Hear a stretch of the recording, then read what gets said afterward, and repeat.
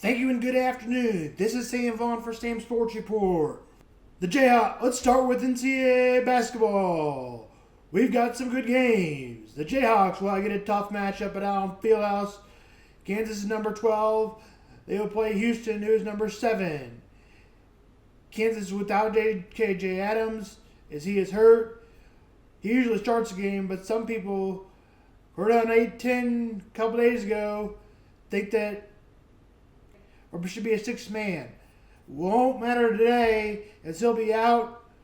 Players to watch out for the Jayhawks: Hunter Dickerson, Zeke Mayo, DeJuan Harris, NLJ Cryer, Emmanuel Sharp. Houston is 1.5 point favorites. Give me the Hawks. I'm not picking them against at home. Give me the Hawks 75-73 ESPN.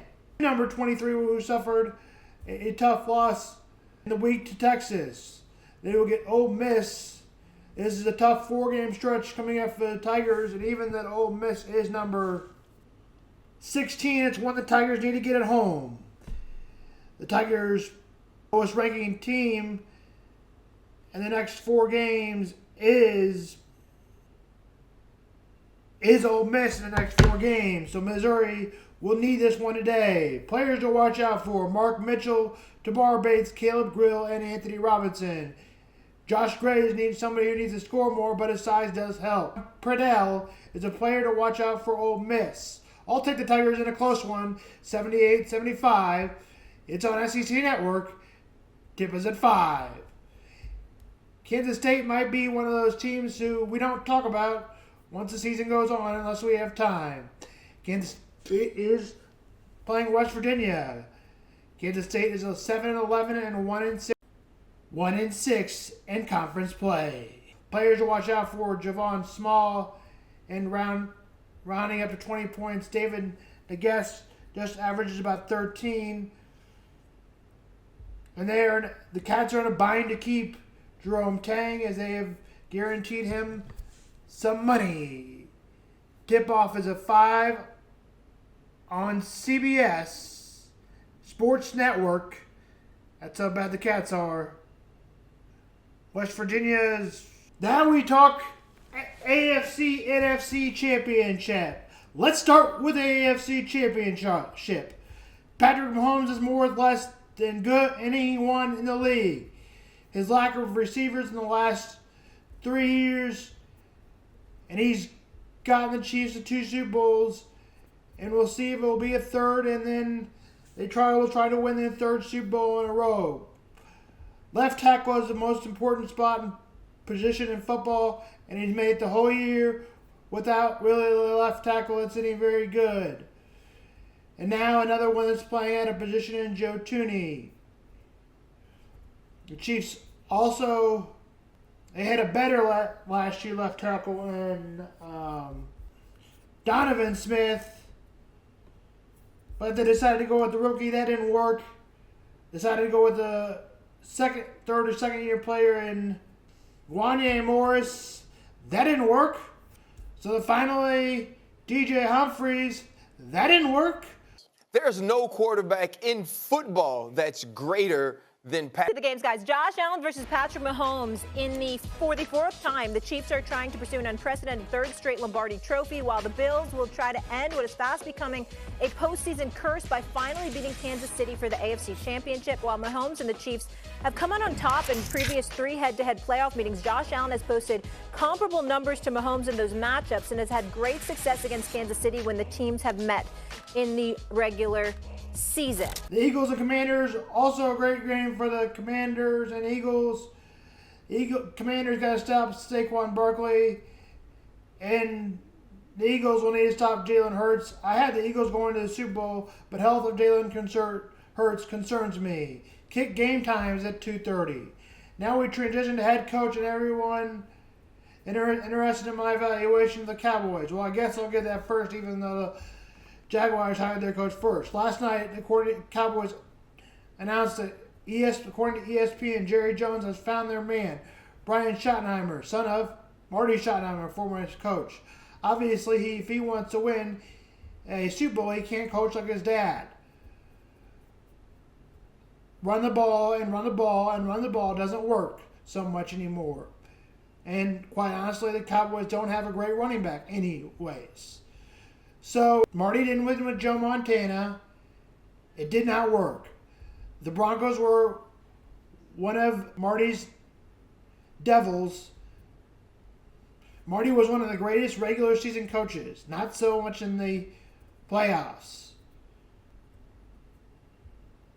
So he's got to be somewhere in the middle between Marty Schottenheimer's job. And he's got to choose better quarterbacks. Chiefs chose Elvis Gerback over Rich Gannon. Not such a good decision. Now, his son, Brian Schottenheimer, if I was Jerry Jones, I would want to know what playbook is he going to run? His dad's, or does he have something else? Because he has to have something else nowadays. Brian Schottenheimer, it didn't work a long time ago. Will it work to win a Super Bowl? Will it work with his son? Now, let's be completely honest. You can't trade Dak Prescott and rely on Cooper Rush. If you don't think Dak Prescott can win you a Super Bowl, and I'm probably one of those guys, you have to go with a different quarterback. The problem is if Brian Schottenheimer decides he wants a new quarterback, you've got a lot of money tied in Dak Prescott. And it'd be interesting to see if Jerry Jones, due to many reports, thinks he doesn't need a great coach to win. He'd probably say to himself, "You got me!" Probably even says that in his interviews. USA Today gave a C to the Cowboys. I'm giving even a C minus to the. I'm even more or less of a fan. The Jaguars, B or B minus. Not a thrilling hire, not a thrilling record. He was the Buccaneers offensive coordinator. It'd be unfair to say he has a lot of experience, not like Ben Johnson. Yahoo Sports gave him a C. Maybe in this situation it would have been, I am being nice. It wasn't so nice to the Cowboys. We'll see how Liam Cohen works in Jacksonville. He may have the quarterback. So we'll talk Chiefs first, I guess, or Okay. NFL. So what did you think of the game this weekend? And I guess really, what do you think of Jaden Daniels? Yeah, that was obviously the big surprise of the divisional round last weekend. I mean, I think everybody had pretty well penciled Detroit in to win that game, and most people expected him to go to the Super Bowl, and that obviously ended pretty quickly. But Jaden Daniels is amazing. I mean, that game against Detroit was fun to watch. He's one of the most dynamic players in the league, and he's still just a rookie, so it's incredible. But I think they have a good shot of beating Philadelphia, I think, in the NFC Championship game, even though it's a road. You think they got win? Do you think they got a chance of winning at all? I mean, it's possible in these one-game situations. Who knows? But it'll be tough to go to Philly and win. But I think with his ability to make plays and extend plays, sure, they have a shot at it. You get to the Super Bowl, that's a whole new, environment. The 2 weeks leading up to it, the players talk about pregame. The long halftime is out of their norm, so it's a whole different animal, I think, in the Super Bowl. But I could see him maybe getting there and maybe stumbling in the Super Bowl, but who knows at this point? What do you think? I think. Well, I like the Eagles a lot. I always have. Yeah.